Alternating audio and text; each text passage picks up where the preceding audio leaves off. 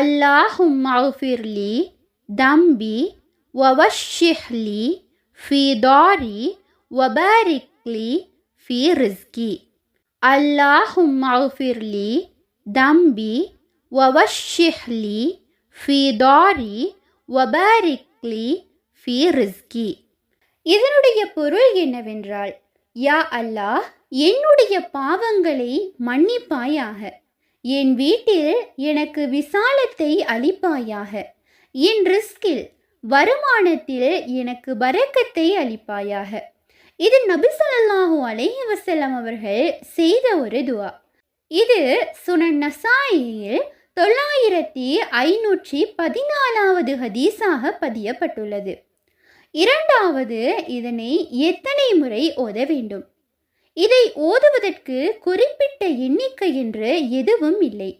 ஆனால் ஒரு முறை ஓதலாம், 3 முறை ஓதலாம், 7 முறை ஓதிக்கொள்ளலாம்.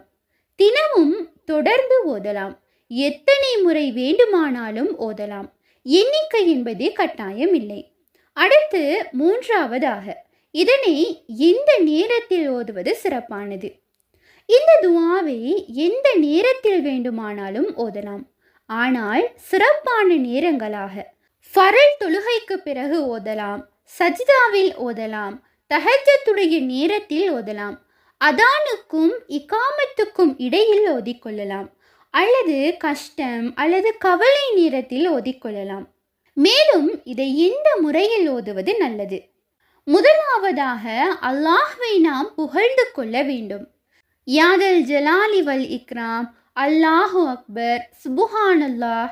மேலும் அல்லாஹ்வினுடைய 99 திருநாமங்களை கொண்டும் நாம் அல்லாஹ்வை புகழ்ந்து கொள்ளலாம். இரண்டாவது, நபி ஸல்லல்லாஹு அலைஹி வஸல்லம் அவர்கள் மீது ஸலவாத்து கூறிக்கொள்ள வேண்டும்.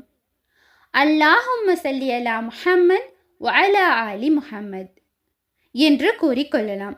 அல்லது தொழுகையில் நாம் ஓதக்கூடிய தரூதி இப்ராஹிம் ஸலவாத்தையும் நாம் ஓதிக்கொள்ளலாம். மூன்றாவது, இந்த துஆவினை ஓதிக்கொள்ள வேண்டும். அல்லாஹும்ம அஃபிர்லி தம்பி வவஷ்ஷிஹ்லி ஃபி தாரி வபாரிக்லி ஃபி ரிஸ்கி. அடுத்து நம்முடைய தேவைகளினை துஆவாக கேட்டுக்கொள்ள வேண்டும். இறுதியாக மீண்டும் ஸலவாத்து கூறி முடித்து கொள்ள வேண்டும். இதை ஓதிவிட்டு நம்பிக்கையுடன் காத்திருப்பது என்பது மிக மிக முக்கியமான விடயமாகும்.